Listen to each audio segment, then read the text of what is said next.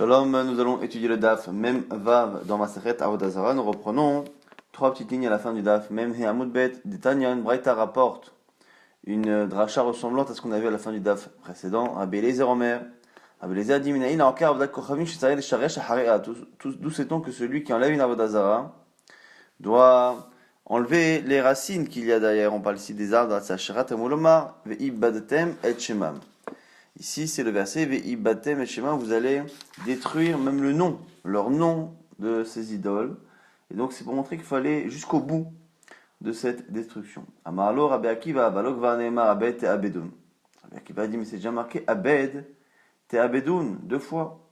Mikel Matamuloma, Ve'ibatem et Shema, Minamakoma ou. Donc, Rabbi Akiva propose de dire que Abed, Te Abedun, c'est pour les hackers et les sharesh, enlever jusqu'au bout. Avec Batem et Shema, c'est pour apprendre quoi? Les Chanot Lachem. Lui donner un surnom. Gemara pose une question. Yachol Lishvach. Est-ce que, pour imaginer un seul moment qu'on pourrait lui donner un surnom, mais un surnom amélioratif, qui finalement la met en valeur?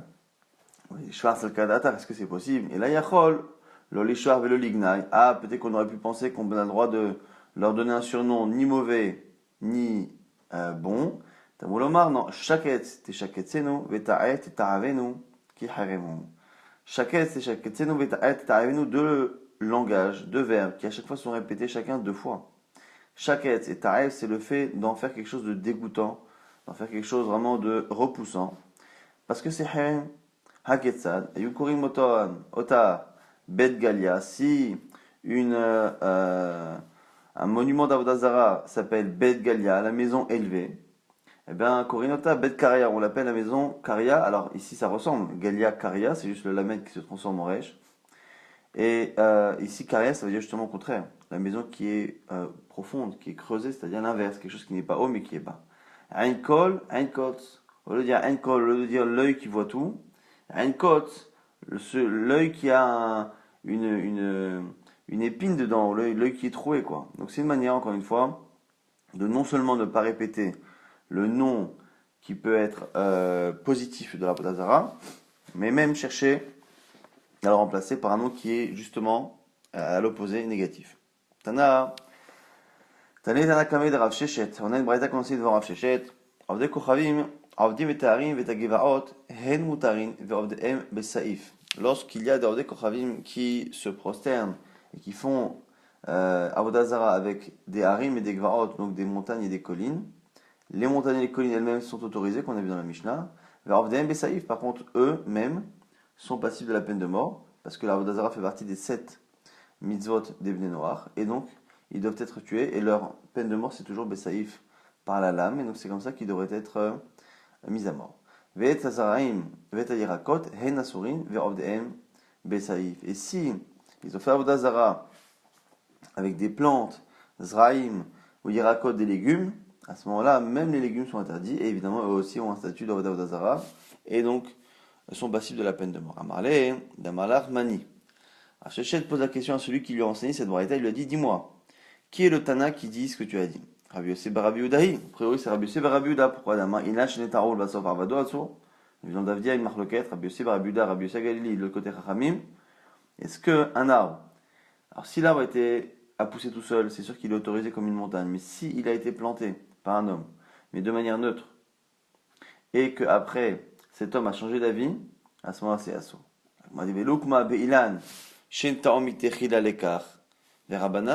Qui te dit que dans cette braïta qui a été enseignée de Rav Sheshet, qui te dit qu'on parle d'un arbre qui a été planté de manière neutre et qui seulement après a été utilisé comme Avodah Zarah, et c'est là qu'on dit que les Yirakot sont un souris.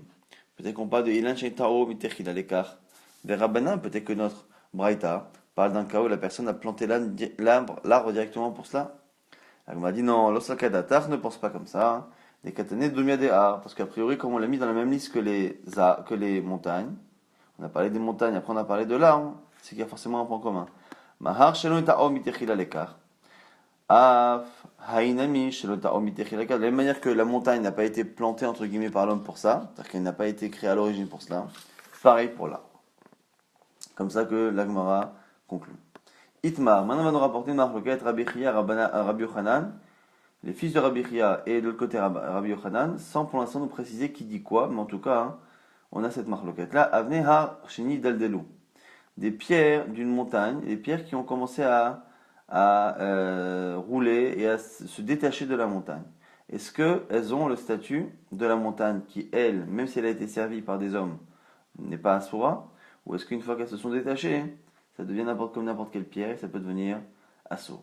Alors, Bene Rabbi Chia et Rabbi Yochanan, Chadama asurot et Chadama mutarot. Un dit qu'elle devient interdite, l'autre dit que non. Alors, Maïtama demandamar de mutarot. Et moi, dit quelle est la raison de celui qui dit que c'est autorisé? Il dit que ça reste, les pierres gardent le même statut que la montagne. Kehar, mahar, she'en bot fisati de Adam, de la même manière que la montagne, il n'y a pas eu d'intervention humaine, ou mutar, c'est autorisé. Afane, she'en bot fisati de Adam, ou mutarim, de la même manière que là, ici, le détachement de la pierre, donc la création de la pierre, soit dans la montagne, soit après en tant que pierre indépendante, n'est pas survenue après une intervention humaine, c'est autorisé. Maléhar, Sheken Mechoubar. Elle m'a dit, mais attends, mais est-ce que tu peux comparer? La montagne, c'est quelque chose qui est Mechoubar, qui est attaché, donc c'est peut-être pour ça que c'est pas assourd. Elle m'a dit, mais non, j'ai une preuve que non. Behema Tochiach. Les animaux, lorsqu'un goy fait Avodah Zarah sur un animal lui-même, l'animal lui-même ne devient pas interdit.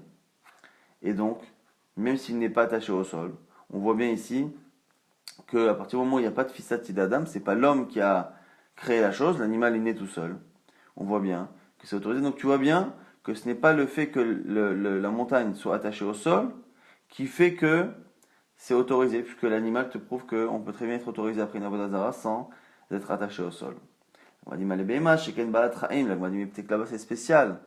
Peut-être que là-bas l'animal c'est parce qu'elle est Balat Raim, parce que c'est un être vivant, donc comme c'est un être vivant, c'est pour ça que ça ne peut pas marcher l'avodah zara. Elle m'a dit, Artochiach et la montagne, c'est pas un être vivant? Et tu vois bien que oui. Mais Chazar a dit, nous revient au point de départ. L'oreisé kérisé, l'oreisé kérisé. Cet avantage-là n'est pas retrouvé ailleurs, cette force-là n'est pas retrouvée de l'autre côté. Forcément, ce qui fait que toutes ces choses-là, donc la montagne, les animaux, ne peuvent pas avoir un statut assourd après Avodah Zarah, c'est qu'il y a quelque chose en commun dans tous ces cas-là. Chez Enbaim Tfisati d'Adam ou Moutar. C'est quoi? C'est qu'il n'y a pas d'intervention humaine dans leur existence. C'est pas l'homme qui a fait la montagne, c'est pas l'homme qui a fait l'animal, et là c'est pas l'homme qui a fait la pierre qui se détache de la montagne, donc c'est pareil. Akosh Enbaim Tfisati d'Adam ou Moutar. Agma a dit oui, mais on peut peut-être repousser cela en disant Mal et Atzada Shave Shebahen. L'agma dit c'est vrai, mais dans le cas de l'animal, dans le cas de la montagne, à chaque fois, la chose est dans l'état naturel dans lequel il est au départ. Alors que là, la pierre a changé d'état. C'est la montagne qui a changé d'état, qui est devenue des cailloux. Et là, Atami Behema Ba'alatmu Momehar. C'est pas un problème. On a la même chose avec un animal qui a un défaut. Un animal qui a un défaut qui a été servi pour Avodah Zarah n'est pas interdit. Et pourtant, cet animal qui a un défaut n'a pas physiquement la même apparence qu'à la naissance. Et donc tu vois bien qu'on peut très bien dire cela sans que la chose reste dans son état naturel. Vénémi, autre exemple. Matama ou Meilan Yavesh, si on prend même un animal sans défaut, mais un arbre qui a séché, pareil, il continue de devenir autorisé cet arbre quand il n'a pas eu d'intervention humaine. Donc tu vois bien qu'à partir du moment où il n'y a pas d'intervention humaine, c'est autorisé qu'il y ait eu un changement physique de l'arbre, de l'animal ou de la montagne.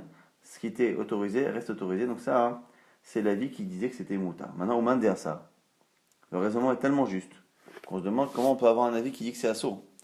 Alors, la Gemara dit, au mandé à ça, l'achiktiv, lui, il dit que c'est parce qu'il y a un verset qui interdit de faire ce raisonnement. Le verset qu'on a cité il y a quelques instants, Sheket, Teshaketsenu, Veta'ev, Teta'avenu, c'est marqué à 2 reprises que tu le rendras dégoûtant, tu le rendras repoussant. Afalgav, de Atia Medina, al-Heitera, l'Otatia. C'est venu nous apprendre exactement cette halakha qu'on a citée, donc la pierre qui s'est détachée de la montagne, qui même si au niveau du raisonnement, elle devrait être autorisée, puisqu'on a ici ce shaket, Teshaketsenu, Ta'ev, Teta'avenu, ça veut dire particulièrement qu'ici, l'Otatia, tu n'as pas le droit d'importer cette autorisation, comme tu aurais pu le faire par un raisonnement de Atzad, Hachave, Shebahem. Maintenant, on ne sait pas qui a dit au Moutar, qui a dit à son. On a dit que c'était une marloquette Rabbi Chia, les fils de Rabbi Chia, excuse-moi, et Rabbi Yochanan. mais personne n'a dit qui dit quoi. Alors, Tistayem devenait Rabbi Chia des charous. La Gemara dit, moi je propose de dire que c'est les fils de Rabbi Chia qui autorisent. Pourquoi? Cheskia a posé une question.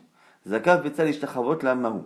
Celui qui prend un œuf, et donc il prend un œuf de chez la poule, et il le met comme ça, Zaka, c'est-à-dire qu'il l'a mis à un endroit particulier pour justement se prosterner à cet œuf. Les ishtachavot là, pour se prosterner. Et il y a une question qui a été posée par Cheskia. Et Kasal Kadatar, nous on pense au départ que la question c'est quoi? Les ishtachavot là, c'est qu'il s'est voulu se prosterner, Ishtachavala, et il s'est réellement prosterné. Et comme il va y aller, et que la question elle est ainsi, Aïzekifta, il y avait Maasé, il avait Maasé. Et peut-être que la question, donc du coup, de Cheskia, et Cheskia fait partie des enfants de Rabbi Chia. Donc c'est pour ça que du coup, ici, on propose de dire que c'est les fils de Rabbi Chia. Donc un des fils de Rabbi Chia qui est Cheskia a posé la question. Si on prend un œuf, qu'on le met à un endroit pour faire Avodah Zara, et nous on pense que dans le cas qu'il a posé, non seulement il a posé l'œuf, il a été zoké photo, et il a fait Avodah Zara, et on pose la question. Et donc quoi? La question elle revient finalement à est-ce que cet œuf qui est né directement par la poule, est-ce que le fait que l'homme ait pris l'œuf de la poule et l'ait posé comme ça en hauteur, est-ce que ce geste-là fait en sorte qu'on considère qu'il y a eu une intervention humaine? Et donc, s'il y a une intervention humaine, on peut commencer à se poser la question, est-ce que c'est assourd? Parce que sinon, à la base, si on considère l'œuf comme un animal, on a dit un animal, même si l'homme se prosterne 20 fois à l'animal, à partir du moment où il n'y a pas de fissati d'Adam, est autorisé. Donc la Gemara dit c'est ça. Donc la question elle est, est-ce que Aïzekifta, le fait d'être zoké photo, il y avait maasé? Il avait maasé. Est-ce que c'est une action humaine déterminante ou pas? Ava lozakaf lomitasra, et on a l'impression ici par contre que s'il n'a pas pris l'œuf et qu'il ne l'a pas posé, shmamina que ça sourd, que quoi qu'il ait, il n'y a pas de chéla, c'est mouta. Shmamina ben Rabbi Chia des Shaou. Donc on a l'impression que ici, Cheskia qui est le fils de Rabbi Chia, c'est bien donc les fils de Rabbi Chia dont Cheskia, qui pense que dès qu'il n'y a pas d'intervention humaine, on ne discute pas. Et la Gemara repousse et dit lo. Alors là même alach ben Rabbi Chia de Asre. Tu peux très bien dire que Rabbi Chia, c'est eux qui interdisent. Ah, alors c'est quoi la question ici de Cheskia? Ishtachavala, afalgav, delo zekafa, asura. V'achavim kegon shtakav betzal ishtachavot la velo ishtachavala. La Gemara dit non, il est tout à fait possible que dans le cas où quelqu'un se prosterne à un œuf, eh bien, même s'il n'a pas fait cette action-là d'être zokef, c'est assourd. Et donc du coup, on ne considérait pas un œuf comme un animal. Et donc à la base, celui qui se prosterne, c'est assourd. Et la question ici est différente. Dans le cas où il a été zokef, donc il a placé l'œuf de cette manière, mais il n'a pas réellement servi, c'est-à-dire qu'il ne s'est pas réellement prosterné. Et ce serait ça la question. Donc on serait ici selon des avis qui pensaient que l'œuf c'est pas comme un animal. Et est-ce que une fois qu'on a pris un objet, ou ici dans l'occurrence un œuf, qu'on a placé l'œuf à un endroit pour faire Avodah Zara, mais qu'on l'a pas fait, est-ce que c'est assourd ou pas?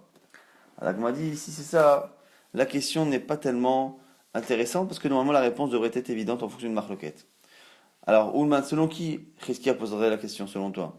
Il m'a dit Ama, Avda Kochavim chez l'Israël, Asura Miyad, Asura. Il m'a dit attends, si on parle que c'est un Israël qui a été zoké pour faire Avodah Zara, c'est Asur Miyad, c'est Asur tout de suite. Il m'a dit Ama, Hachete Aved, si on pense comme celui qui dit qu'il faut faire Avodah Zara, Ha Lopalcha, donc il s'est pas prosterné, donc il n'y a rien. Donc l'Agma nous dit que si tu veux dire que la question de Cheskia, elle est sur qu'est-ce que l'on fait lorsque l'œuf a été placé à un endroit, mais qu'on n'a pas fait Avodah Zara. Normalement, c'est une marloquette qu'on verra un peu plus tard dans une braïta, qui est claire. Il y en a qui disent que dès qu'on l'a mis à un endroit pour faire Avodah Zara, c'est assaut. L'autre dit il faut qu'on fasse directement, il faut qu'on se prosterne. Et donc là, du coup, la question pourrait être tranchée sans problème. La Gemara dit non, je vais t'expliquer pourquoi c'était nécessaire. La Gemara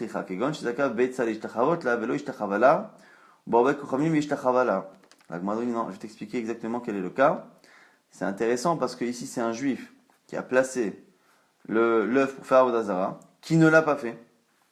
Et donc selon certains, c'est rien. Simplement c'est pas lui qui s'est prosterné, c'est un goy qui est venu derrière. Qui a Damar Avioda à Bar Shmuel, comme va dire Avioda, au nom de Shmuel à Bar Shmuel. Israël Shlakav Levena Ishtachavot là, un juif qui a pris une brique. Au lieu de la poser à plat, il a dressé comme ça vers le haut. pour justement se prosterner, et il ne l'a pas fait. Et un Ravet Kochavim est venu derrière, se prosterner, et selon Shmuel, c'est Asura. Et la question ici, c'est Levena, Rudemin Keraz Kifata, Aval Betzalo, Odin Maloshna. Et la question ici serait, selon Cheskia, est-ce que ça n'est valable, cette halakha là-bas de Shmuel, que pour une brique dont la position verticale est reconnaissable? Et donc on voit tout de suite que finalement on a posé la brique pour en faire quelque chose de bizarre. Alors que dans le cas d'un œuf, finalement quand on met l'œuf entre guillemets debout, il n'y a pas finalement de manière de reconnaître quoi que ce soit. Et donc du coup sur ça la question, El Agmara dit Tekou. Nous rappelle encore une fois qu'on avait une marloquette entre Rabbi Yochanan et les fils de Rabbi Chia, lorsqu'on a des pierres qui se sont détachées d'une montagne. La montagne ne peut jamais être interdite de Mishum Avodazara. Est-ce que les pierres sont interdites ou pas? On a vu que c'est une marloquette. Ceux qui disent que c'est autorisé, on apprend à Tzadashve Shebaem, que les manières que la montagne, les arbres ou les animaux qui ont servi d'Avodazara sont autorisés tant qu'il n'y a pas de fissati d'Adam dans le cas de l'arbre, c'est dans le cas où on l'a planté. Pour cela, selon certains, ou qu'on a fait après Avodazara, d'un arbre qu'on a planté nous-mêmes, en tout cas qu'on a planté nous-mêmes. Dans le cas des vaches, dans le cas des arbres, tant qu'il n'y a pas de tfissati d'Adam, c'est autorisé. Et donc du coup ici, les pierres qui sont détachées ne le sont pas du fait de l'homme. Et donc du coup, c'est autorisé. Ce raisonnement est logique, simplement celui qui est interdit dit qu'on apprend de Shaket nous, que ce raisonnement-là ne peut pas autoriser les pierres qui se sont détachées. On a tenté de prouver que les fils de Rabbi Chia, c'était eux qui autorisaient, mais finalement, on n'a pas de preuve. Pourquoi? Parce qu'on a une question de Cheskia. Cette question de Cheskia peut être lue de deux manières. Cheskia qui a dit là-bas, quand on prend un œuf et qu'on l'a mis debout, entre guillemets, qu'on l'a dressé pour se prosterner, est-ce que finalement il est assourd ou pas? On a deux manières de comprendre. Soit la question, elle est vraiment liée à ce qu'on a vu, ce que finalement le fait de dresser un œuf, c'est Fissati d'Adam. Donc selon ceux qui pensent que Cheskia autorise le cas là-bas de la pierre, est-ce que ici le fait de prendre l'œuf et de le mettre à un endroit, ça peut être Fissati d'Adam, si on considère ici l'œuf comme étant quelque chose qui va devenir un animal, ou ça n'a rien à voir, peut-être qu'on ne pense pas du tout que c'est un animal, c'est comme un objet, et que la question est ici, selon ceux qui pensent que lorsqu'un juif prend une brique et la met debout, et qu'un goy d'ailleurs fait Avodazara, eh bien c'est assourd. Est-ce que ici l'œuf, dont la position debout n'est pas reconnaissable, est-ce que ce sera la même halakha ou pas? Et là-dessus la Gemara dit Teikou, donc il n'y a pas de réponse. Rami Bachama, question de Rami Bachama. Mishlachabel har, avana maoula misbeach. Maintenant on a dit que quand on se procède à une montagne, on n'a pas de problème. Maintenant la question va être un peu différente. Non seulement on veut en profiter pour un idiote, quelqu'un de normal, maintenant on veut se poser la question si on peut utiliser cette pierre pour le misbeach. Et là ici ça va être une nouvelle question. Est-ce que ce qui est autorisé, quand un goy a fait Avodazara dessus, est-ce qu'on peut l'utiliser pour le Beit HaMikdash? Alors avana maoula misbeach. Et la Gemara explique en détail la question. Yesh ne'evad bimchoubar etzel gavoa. Est-ce qu'il y a une notion de ne'evad, de quelque chose qui a été utilisé comme un avodazara, qui a été servi, quand, même si c'est quelque chose qui est attaché au sol, quand c'est en rapport avec Dieu? Est-ce qu'on peut considérer que n'importe quel juif peut profiter des pierres de cette montagne, et que ça n'a pas un statut de ne'evad, mais quand on les apporte vis-à-vis de Dieu, là ça s'appelle ne'evad. Ou peut-être que ça n'existe pas, il n'y a pas de ne'evad dans mes choubar, quoi qu'il arrive. Et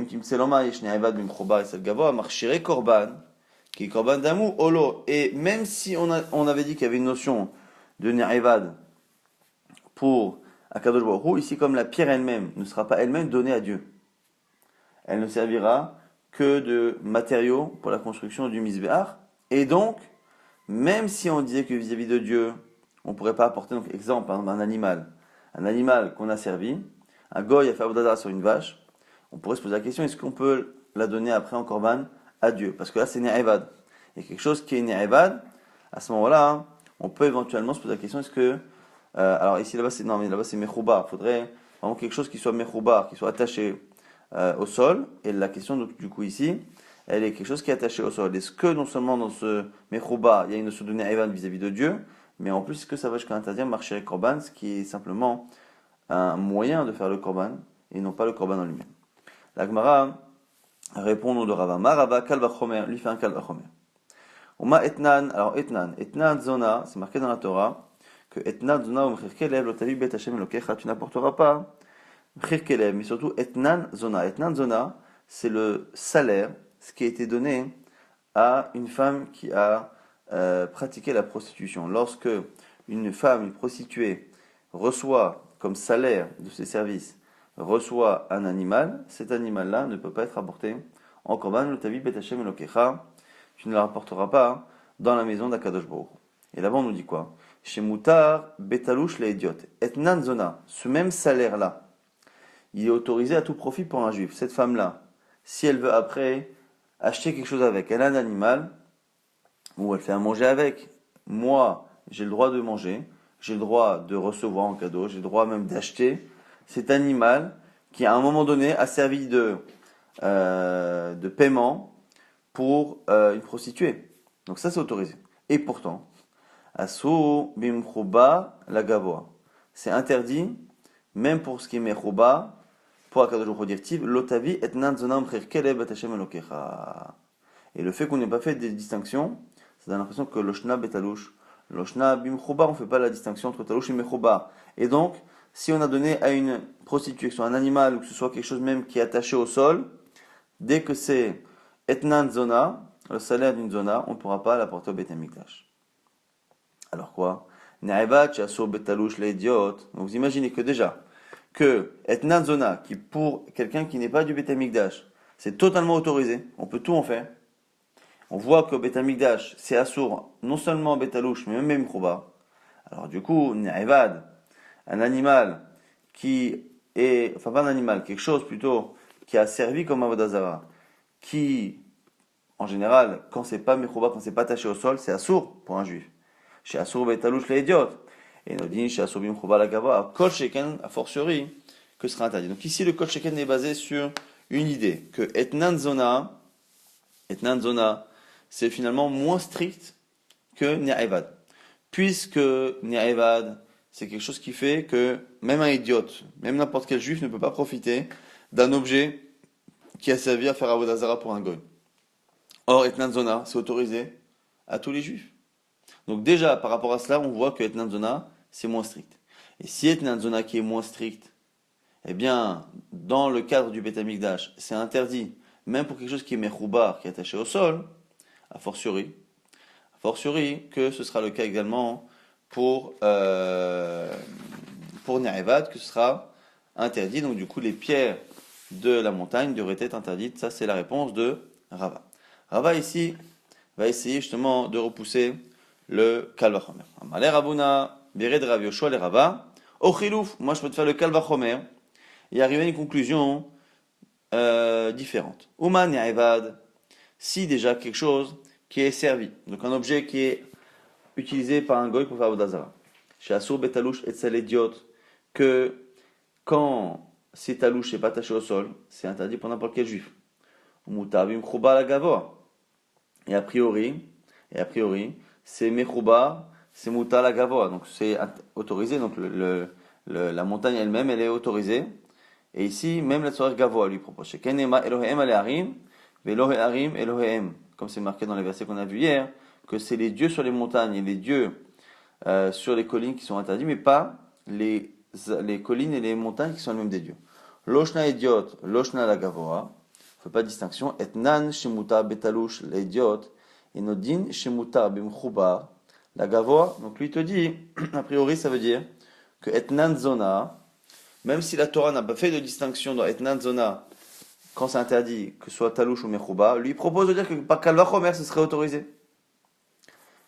Il m'a dit, et si tu voulais repousser ce que je dis en disant que non, Bet Hashem Elokecha qui est marqué dans le verset là-bas, c'est pour nous apprendre que Bet Hashem Elokecha para, prat le para, shenaba alabaï, que c'est juste pour exclure la para, adouma, la vache rousse qui va à un endroit plus intérieur du Beit HaMikdash.